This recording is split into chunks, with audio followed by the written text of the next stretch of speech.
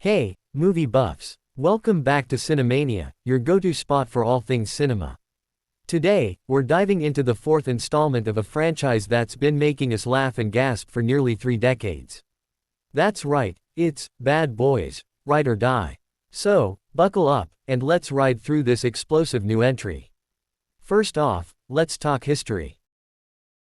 What's wrong with you? Acting all scared and never seen a gun before? Like, stop pointing the gun at me. The original, Bad Boys, in 1995 was like a sugar rush, zappy, flashy, and mouthy. It introduced us to the iconic duo of Will Smith and Martin Lawrence as Miami detectives Mike Lowrey and Marcus Burnett. Fast forward to 2020's, Bad Boys for Life, and our heroes were definitely feeling their age. But they still had that magic chemistry that made us love them in the first place. But he's really getting his ass whooped. Lord, give me a sign! Now, with Ride or Die, the fourth installment, we're embracing the over-the-top nostalgia and loving every minute. So, why does this movie work? Let's dive into it. The opening sequence is a roller coaster. Will Smith and Martin Lawrence are speeding through Miami in a Porsche. Lawrence's character, Marcus, is about to puke and begs for a convenience store stop for ginger ale. And of course, he can't resist grabbing Skittles and a hot dog. Lawrence is craving absolute gold. Then they deal with a tattooed hooligan. Smith's reaction, more of an annoyance than a threat. Classic, Bad Boys. Now, let's talk about the plot.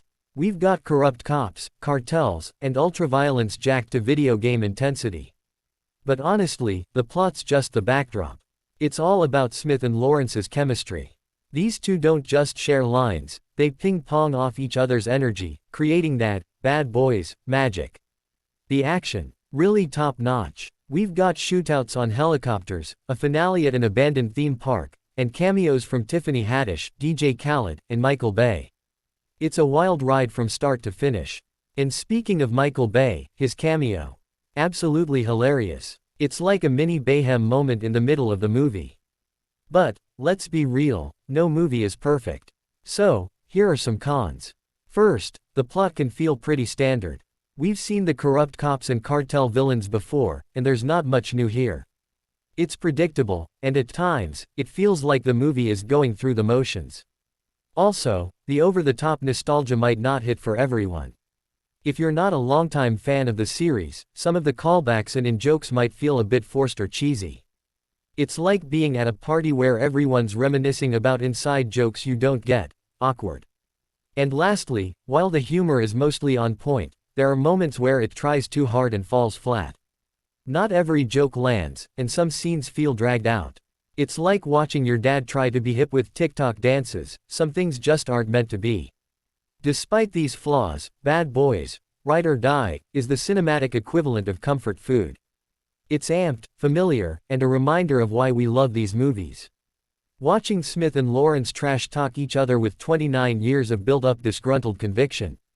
Pure gold. The film's co-directors, Adil El Arbi and Bill Alfallah, return from Bad Boys for Life, and expertly craft action sequences that transform loyalty into action.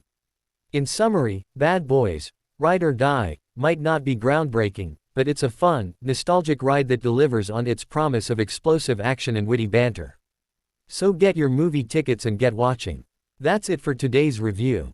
If you like this video, give it a thumbs up, hit that subscribe button, and let me know in the comments, what's your favorite Bad Boys moment. Until next time, stay awesome and keep watching.